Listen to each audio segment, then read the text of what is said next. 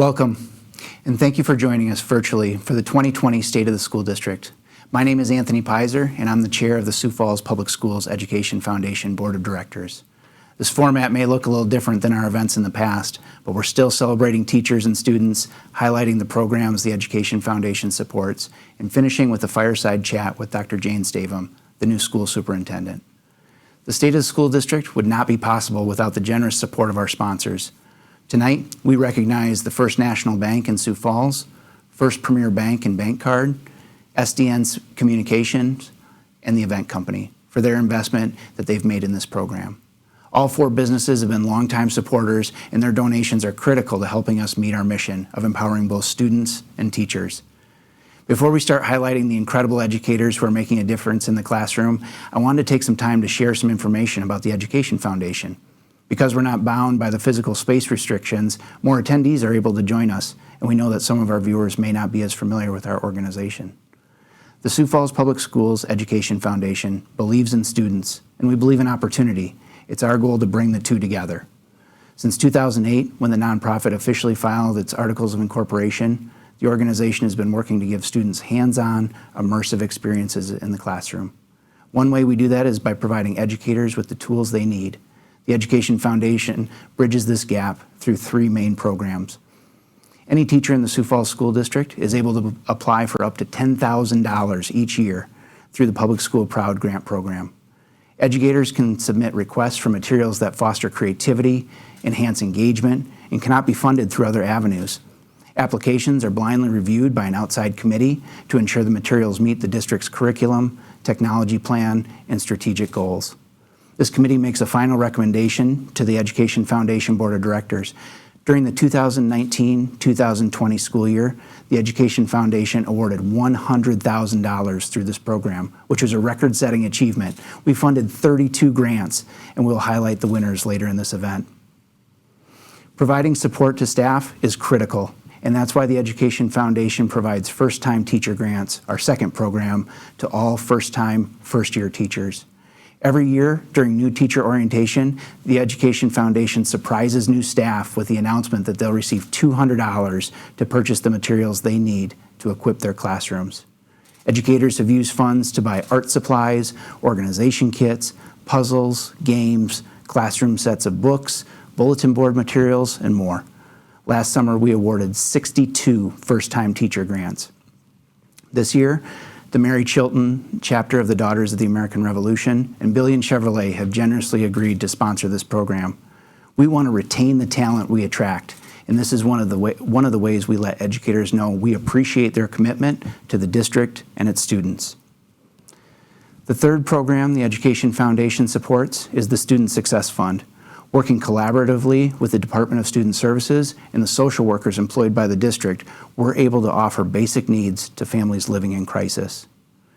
With a generous gift from the Mike, Cindy, and Kylie Huther Family Foundation in 2018 and their continued support, amongst others, we've been able to provide emergency food assistance, clothing to families fleeing domestic violence, personal hygiene products, bus passes for high school students who lack transportation, GED scholarships, and school supplies. Last fall, using this fund, we installed washer and dryer sets at 3 elementary schools and provided detergent for over 400 loads. Some families lack access to laundry facilities, and the school staff have made student hygiene their priority. When Sioux Falls started experiencing COVID cases, we pivoted to address unmet needs. Through the Student Success Fund, we provided grocery and gas gift cards. Many families had a vehicle, but they lacked the $10 they needed to put gas in the car to drive across town to get the charitable food donations. We understand that if students' most basic needs are not being met, they're more likely to struggle in the classroom. Through this program, we can close some of those gaps so that kids can fully focus and participate when they're at school. This is one of our most expansive programs. During the 2019-2020 school year, we provided assistance to children at 28 schools. The Education Foundation has had a fantastic year, and we hope to build on that momentum going forward. We know that through this Public School Proud Grant Program, we give students opportunities many might not otherwise have. We also champion teachers who are dreaming big. One of the educators you'll hear from next is Nicole Hybe first grade teacher at R.F. Pettigrew Elementary. In 2019, she received a public school Proud Grant to purchase a 3D printer and start a Girls Who Code club. Take a look at how these materials have sparked students' interest in STEM activities.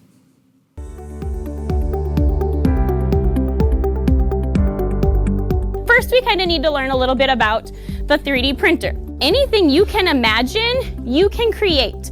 I'm really passionate about having technology within my classroom and even outside of my classroom. I do the Girls Who Code program for 3rd grade, but I'm a 1st grade teacher. Which direction does he need to turn, left or right? Through the Girls Who Code program, we do get just a little bit of funding to purchase a little bit of stuff that could be used, coding robots or maybe snacks for kids who can't afford snacks. They do provide a little bit of funding through the actual Girls Who Code organization, but there again, it's not enough to fund all of the things, or it's definitely not enough that I would have been able to get the 3D printer and integrate that into my program. 3D printers are kind of the wave of our future. Instead of all these big factories pressing out certain things, that the 3D design process and 3D printers are actually going to be the things that we're going to be using in the future. So that's why we're going to print a Lego person today. Part of all that is just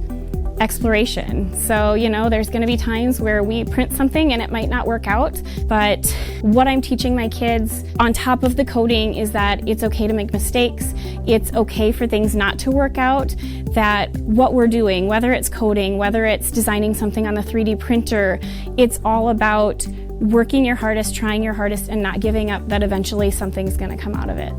The 3D printer and the abilities to make those things that we need is really fun and helpful. My kids were so excited today. We looked at our germs for the last time and they all just freaked out with what was growing and, oh my gosh, what's in the purple one? So they've really enjoyed the things we've been able to do with our printer. Not just myself, but all teachers really wouldn't be able to do all the stuff that we would like to do without your help. There are so many things that I go, oh, that would be really cool. Oh, I would love to do that.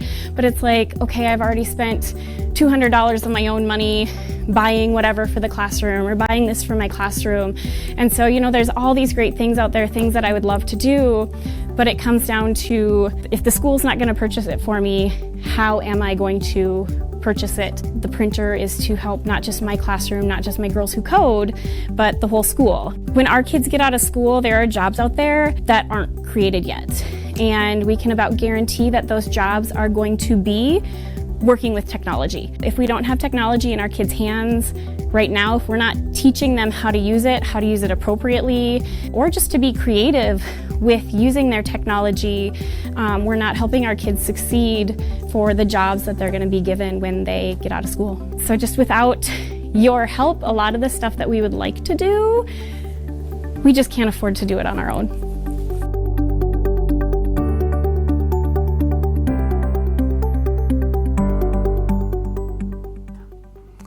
As you can see, public school Proud Grants make a difference for countless students and educators. One of the highlights of this program is that most teachers use the materials year after year, thus providing opportunities for hundreds of students. Please enjoy this photo collage of this year's winners while Allison Struck, Executive Director of the Education Foundation, provides a brief description of the materials. Thank you for joining us virtually for the State of the School District. Tonight we will be announcing all of the 2020 Public School Proud Grant winners. Although the school year ended with remote learning, that did not stop the Sioux Falls Public Schools Education Foundation from having a record year. We awarded $100,000 in Public School Proud Grants to 49 educators in the Sioux Falls School District. These grants support teachers who are going above and beyond to give students hands-on, immersive opportunities. The names of this year's Public School Proud Grant winners are: Carol Belden received funds to provide the Zones of Regulation books and game bundles to 10 elementary schools. These materials will be used to teach social and emotional self-management skills. Students in Risa Jongling's classes will develop coding skills by assembling and programming microcomputers, Spheros, Raspberry Pis, and drones. Lindsay Rohde purchased Osmo software for 75 fourth graders. During small group math instruction, students will use number tiles, dot patterns, and tangrams. Garfield Elementary has 4 grant winners. Allison LeBare's students will work with programmable circuits and bots using coding and engineering skills. Emma Nelson received a grant to purchase weighted vests and lap animals, classroom break sensory toolboxes, and world twirlers. Danielle Schildhauer, Brooke Wiegand, Thea Fettrell, and Emmy Christofferson received funds to start a science club, art club, food club, and book club. Last but not least, Taryn Hogarth and Brooke Wiegand received funds to install a sensory path.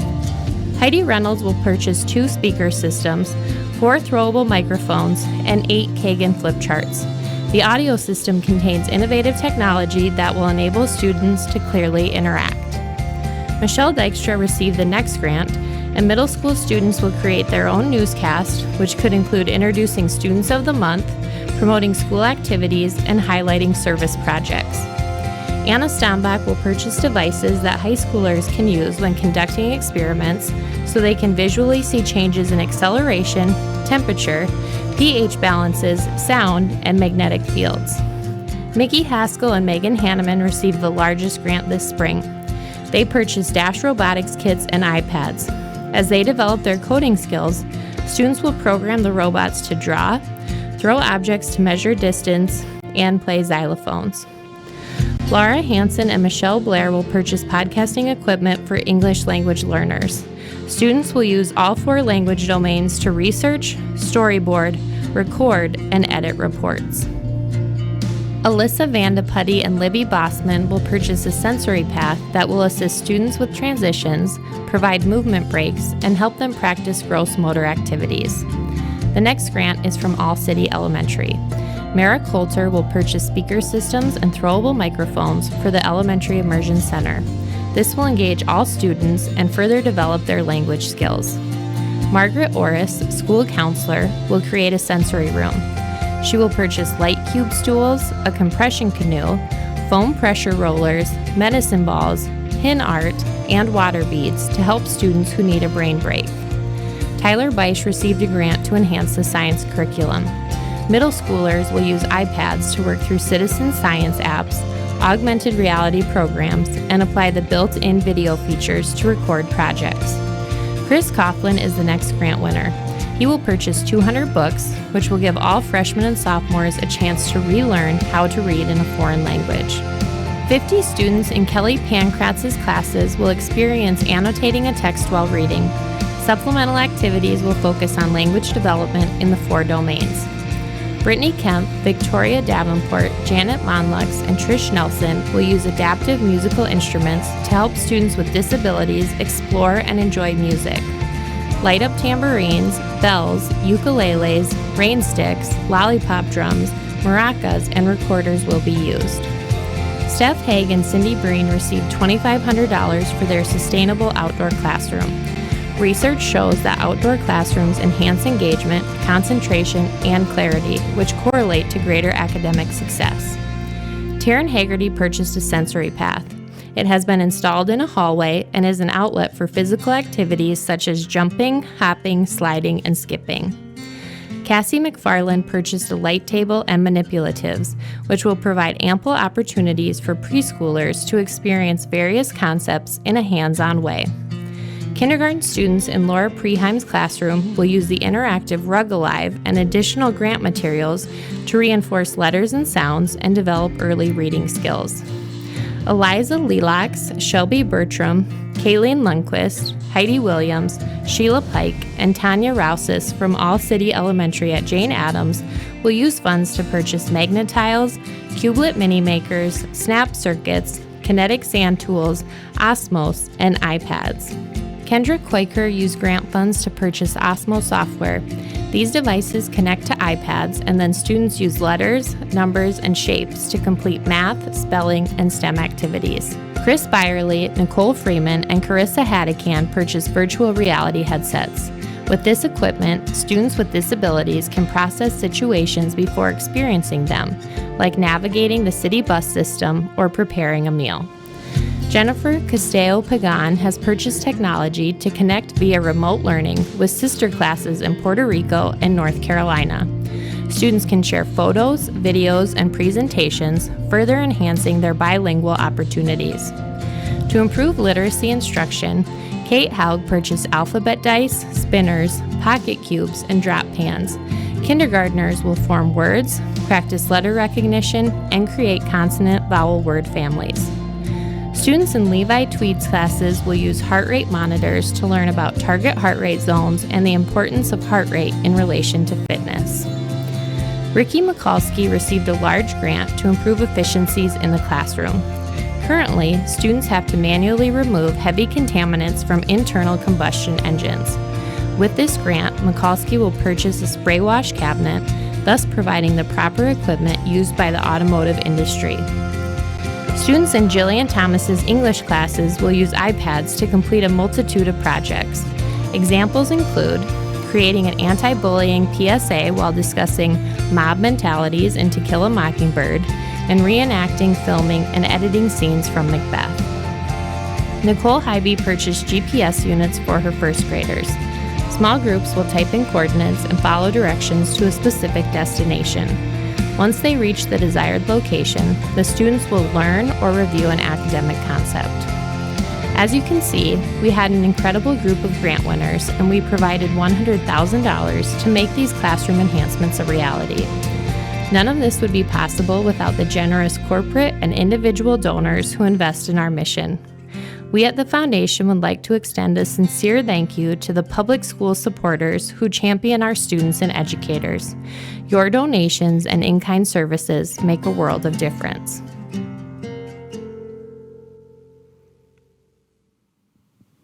Like Allison mentioned, the Education Foundation relies on corporate and individual donors to make these programs a reality for staff and students. Next on the screen, you'll see a list of businesses and organizations that have financially supported our mission.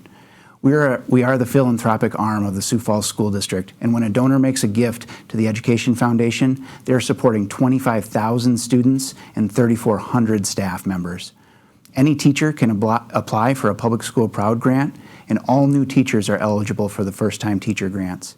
Because the social workers are assigned to each building, all 35 schools have access to the Student Success Fund. Through our programs, the Education Foundation is moving the needle on student equity in our buildings. And our next Public School Proud Grant winner shows just how we've done that.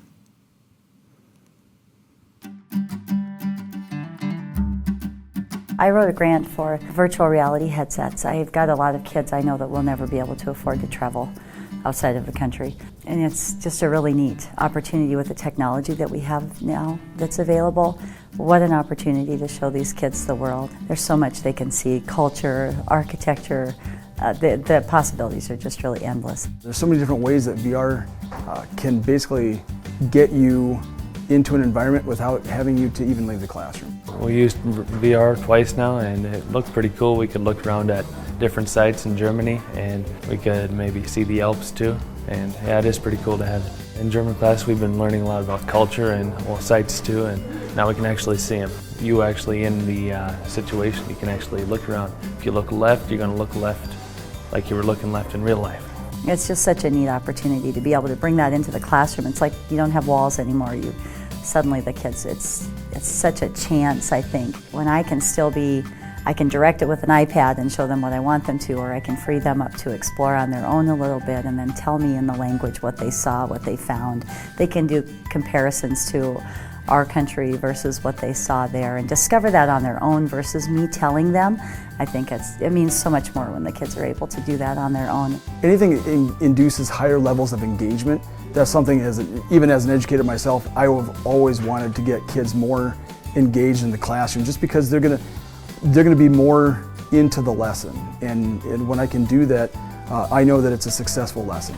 They want to come in here, they want to check it out, they want to see what's going on. I've heard kids say, "You have VR, I'm taking your class." And so that's really exciting. And I can share them with other classes too. But what this does for kids, I would never have had the ability to order these before. You know, there was the chance of, okay, I could get the Google Cardboard, the $10 ones, maybe I could buy a set of those for the classroom. But I don't have kids who can afford unlimited data or have their own smartphone to put in the Google Cardboard.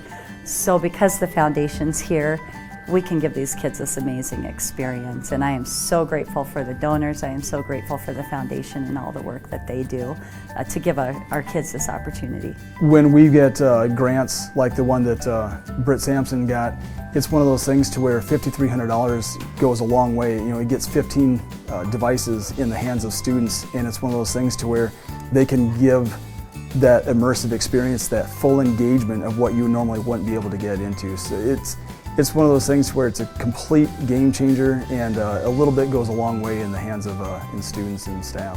I had a student years ago who, when we had watched a video, and I had asked them to do some reflecting at the end of the week, and the one student said, I like it when the lights are off because we're all the same. So those kids that won't have that opportunity, that's a fantastic chance for them.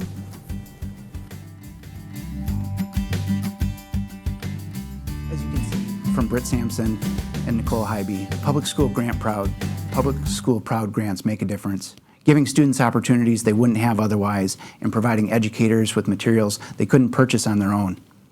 As we all know, this year has been a year of unprecedented upheaval and change. However, our mission to support teachers and students has not changed one bit, and we need your help. I know I'm not alone when I think back to quarantine and homeschooling our children, thinking, wow, how does Mrs. Williams, my son's teacher, do it?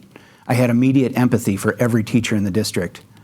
I think of the first-year teachers coming out of college, entering the teaching profession in the fall, and how overwhelming that must feel in the current state.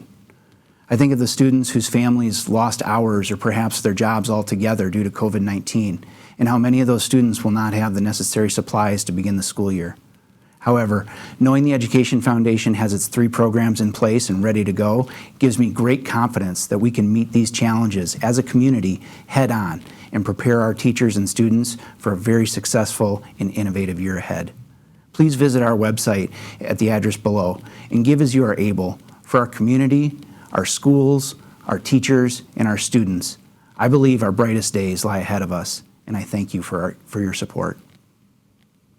The next portion will feature a fireside chat with Dr. Jane Stavum, new school superintendent, and Deanne Conrad, Community Relations Supervisor and Education Foundation board member.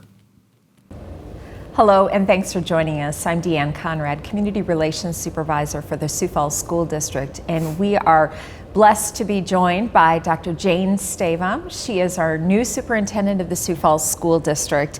And welcome to you, Dr. Stavum. This has certainly been an interesting start to a superintendency. A start like none other, I would say. Oh, for sure. But a great start. Wonderful. Well, welcome to the Sioux Falls School District and the Sioux Falls community.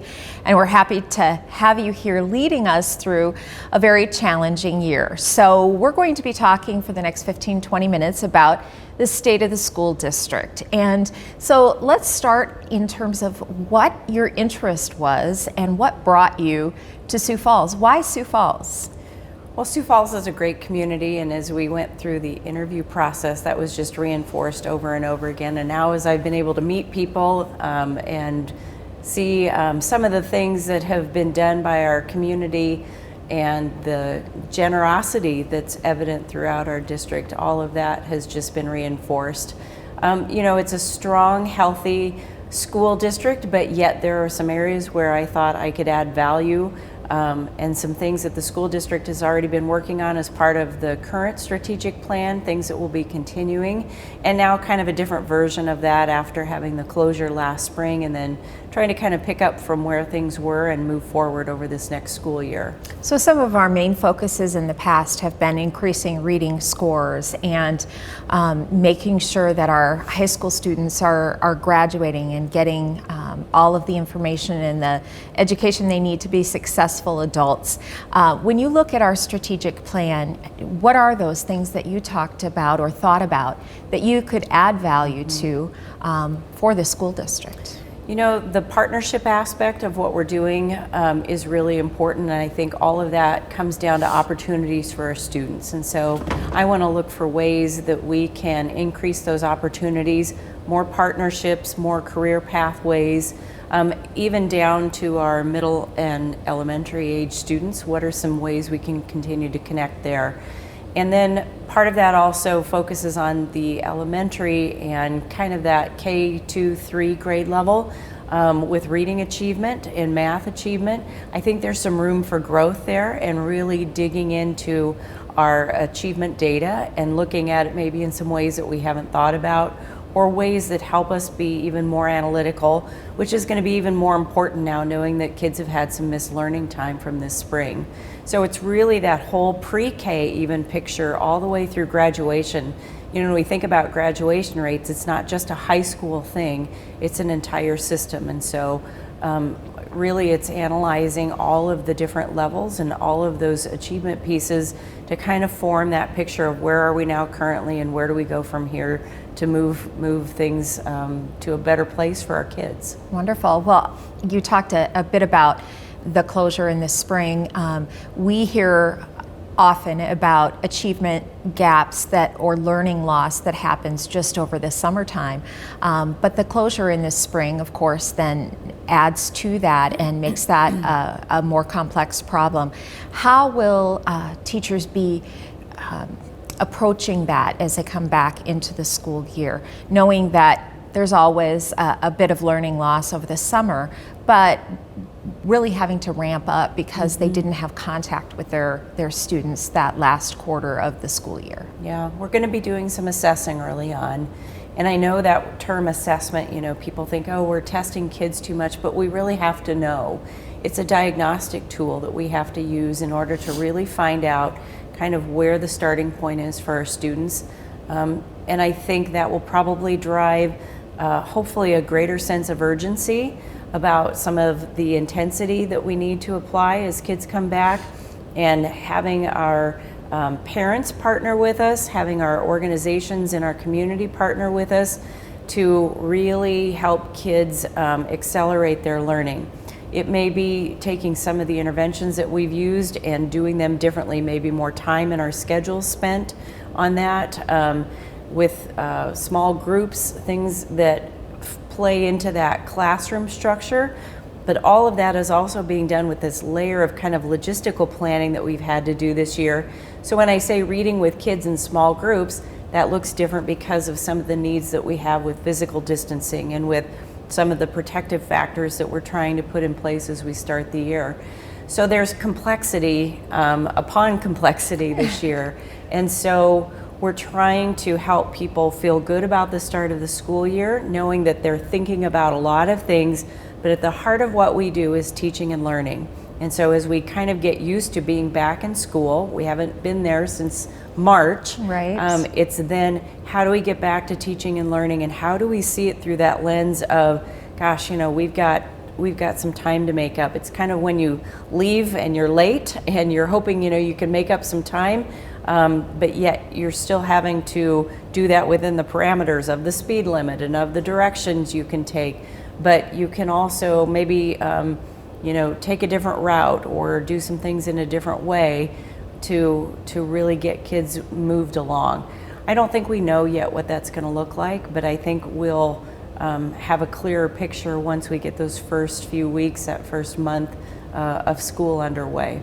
And one thing we know is that educators are fantastically creative people who come up with solutions many times that are, you know, they seem obvious, but maybe they aren't, and they seem obvious after they happen, and you go, oh yeah, great.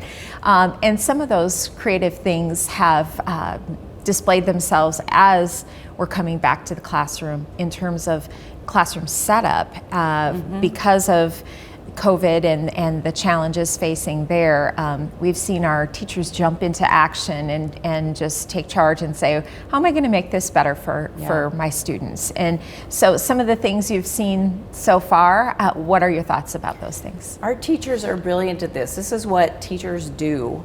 And we see, you know, creative room arrangements. We were out in a building yesterday and we saw dots in a reading area that show kids where to sit.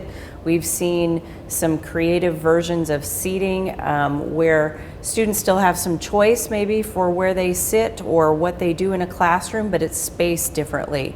We also have some classrooms that look like a traditional classroom, but we've taken some things out that maybe took up some extra space so that we could move desks farther apart. So, I heard somebody talking yesterday and they said, well, wow, kids are going to come back, and now teachers have kids who have lost learning and they're behind, and then they have kids who are maybe far ahead. What are they going to do? And I said, well, that's what they do all the time. That's what we do in our classrooms, and that's that range that teachers have. It might be a wider spread. We don't know that yet, but they know what to do, and they're going to go about figuring this out.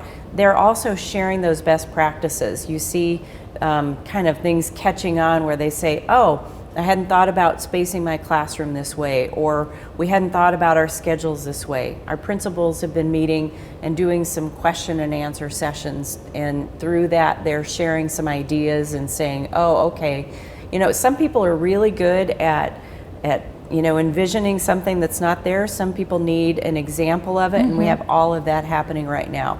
We're going to have a great start to the school year because this is what we do. Yeah, absolutely. Well, the school year is approaching. August 27th is our first scheduled day with students, and we have heard that we're going to have half the students on August 27th and half on August 28th.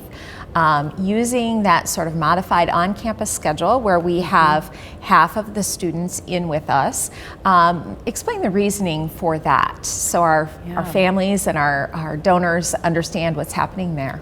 That's something that I think is common in many school districts where you have a partial day or you have a grade level maybe at a time. Some people have done just a freshman coming back on a first day, or sixth grade, kindergarten. And so this is a way of helping us kind of see how some of these protocols that we've put in place to start the year work in a group that's not quite so large. It's pretty overwhelming to have all kids coming back all at the same time. It is in just regular setting. And so hopefully that will give that first day a chance to kind of meet kids, help them feel comfortable, help them all kind of see how this is going to work as we travel through the hallways and as we look at a new room setup. Then we'll have the second day, maybe things get tweaked a little bit, or we have a good sense of what it's going to feel like before we have the entire group there that following Monday. It also gives us some practice so that if we have to move to that model as something that we do for a period of time, people have had a little bit of a time to experience that and kind of know what that feels like so that we could do that maybe a little more smoothly. Right. Well, one of the things we know is that our teachers have been very innovative, and the Sioux Falls Public Schools Education Foundation has supported that innovation by giving grants to teachers and helping them get some really great tools in the classroom. I want to talk about that, but before we launch into that, coming off that discussion of just a different school year, one of the innovative things that the school district is doing, and many school districts in our state are looking at, is the virtual academy. And again, looking at teaching in a different way, in an innovative way. And so that's an opportunity for families who may have a concern with coming back to school in the traditional sense. So just talk a little bit about the virtual academy and who that might be, who that might work for. Well, it might work for anybody, particularly for people who have a child who might have a health condition or something that really is a concern for them given kind of the current situation. And so there are those families, and then there are some that are just interested and found that maybe online learning really worked well for how they want to choose to educate their child, and we want to give an option for both of those things. I will say, typically when you're planning for a completely online experience for students, you have a year or more to plan for that, and we've done that in just a few months. But really it's taking some really good online platforms that are available and plugging those in, and then having some checkpoints with our teachers, but knowing that a lot of that now responsibility for learning will fall to parents and people in the home, and we think that works fine. but it's brand new. And so I think, we also have to see how this goes, because we also don't want kids to fall behind. And sometimes people aren't really sure about what that feels like over time. So we do have an opportunity, if after first semester maybe things aren't going the way that somebody envisioned it, that they can also come back into that traditional classroom, or they feel like it's a safer option at that point and can come back in. But that's a choice factor that we now have, and we'll be able to grow it and develop it and put something in place that I think the district has probably wanted to do in some way for quite a while. So it's a great quantum leap forward in a very short amount of time. Right. Well, as mentioned, our foundation has supported our teachers every step of the way, allowing them to apply for grants for innovative items and tools. How, as a educator, that must just be so inspirational to receive something like that, a grant like that, to be able to, take something a step further than, something maybe you have an interest in, or your kiddos have an interest in. But the importance of that type of grant in a classroom. Talk a little bit about that and what that does to inspire. Well, I can tell you, because I can remember, nearly 30 years ago being a classroom teacher, and I got my first grant. It was an Ag in the Classroom grant. And I was able to get, I think it was $250 to do to develop this unit and to do some really unique things for my classroom. And that's what it does. It's kind of that money that gives you the seed to do something that you dream about doing in your classroom. And of course, we always want those things to align with our curriculum and our standards and all of that, but it lets teachers move ahead with something that they really want to do. And that's at the heart of every teacher that I know. And so this is one of those things when you say, well, why the Sioux Falls district? It's because those things have been put in place. That just kind of serves as a little mini shot of creativity and innovation that then can feed other things in a district. And when you see something that worked well for your colleague or in somebody's classroom, and then somebody else wants to try that, those are also how district-wide things grow and develop, and we dream forward. So we appreciate all of the ways that the foundation has supported that. It's critical to helping our district move forward and to keeping things fresh and alive and fun in our classrooms. So we hope we can just continue to do more. Right. Well, the foundation has done a fantastic job of fundraising in the last couple of years since bringing Executive Director Allison Struck on board. And if people are considering a donation of some sort, or looking for an organization to support, what would you say to them about the foundation and how their money would be spent? I think many people always want to make sure that their dollars go directly to impacting kids when they're giving to a foundation or a school district. And this is one of the surest ways that you can make sure your dollars directly impact opportunities for students. It comes right to the classroom, right to that teacher, and it's a fast way of making that happen. It doesn't have to go through layers of things or some heavy administrative approval or red tape. It can go, it can impact, and it impacts our entire district. Like I said, it's not just looked at as one classroom, but it's seeds that could be planted for the entire school district. So I think it's one of the best ways possible to make a donation and to feel like you have done something really special for our students. Absolutely, and we've seen the smiles on the faces of the teachers when that grant is awarded to them. We try to make that super special so that they feel the love that was behind the donation in the first place from all of our supporters, and it's just a great feeling. Teachers can make dollars go quite very far. Yes, they can. And it's so affirming, I think, to our teachers, because they have to do some work involved too. It's above and beyond maybe what they would typically be doing, and to me that just shows the initiative that they have and lets their creativity shine for all of us to see. Absolutely. Well, we have some great teachers, and we look forward to having you as our great leader in the school year, and hopefully for a long time to come. We thank you for joining us today for the State of the School District with Dr. Jane Stavum. Thank you, Dr. Stavum and Deanne, for sharing more with us and previewing the upcoming school year. We know this is an unprecedented time, and we appreciate the steps the Sioux Falls School District has taken to ensure both student and staff safety.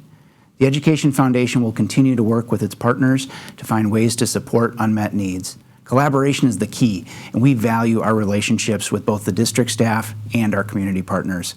If after tonight you've been inspired to give, please visit our website to make a donation.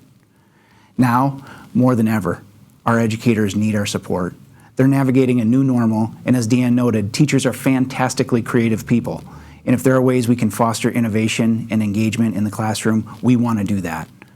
This is our chance to lift up educators in all buildings. Students also need champions to make sure they can have a successful year, whether they're attending school in person or engaging in online learning. Through our programs, we can inspire hope for a brighter tomorrow. Although classes don't start for another 3 weeks, the Education Foundation has a few upcoming events. On August 17th, we'll announce the first-time teacher grants at Lincoln High School. The district typically hires between 60 and 85 first-time, first-year educators, and we look forward to providing them each with $200. Last year, in an effort to raise additional funds, we organized the Public School Proud Student Showcase event. Culinary arts students from the CTE Academy prepared and served appetizers and desserts, and the African Dance Group from Washington, the Drum Line from Lincoln, and the Chamber Choir from New Tech High School performed. This year, we'll be hosting the event again on Thursday, November 5th at the Sanford Event Barn. Tickets are $50 each and includes entrance to the event and appetizers and desserts provided by the culinary arts students. And we've heard that they're planning a menu that involves gourmet versions of their favorite school lunches. In a new twist this year, we'll continue with the reverse raffle, and the person whose ticket is drawn last will have an opportunity to choose a grant to fund. We hope you'll consider joining us for this special student showcase. Thank you to everyone who joined us for this virtual State of the School District. We hope to gather in person next year to celebrate our grant winners and highlight the ways they provide hands-on, immersive opportunities for students. For now, we'll continue to plan for the upcoming school year, and we'll focus our efforts on supporting all students and staff.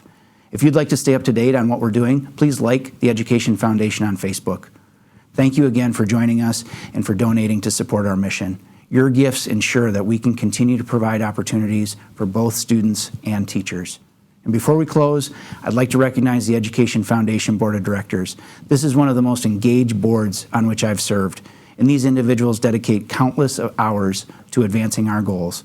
Even our event tonight was meant to be in person. However, with the help and support of our board, we were able to bring this to you virtually. Thank you for joining us, and I hope you all have a great night.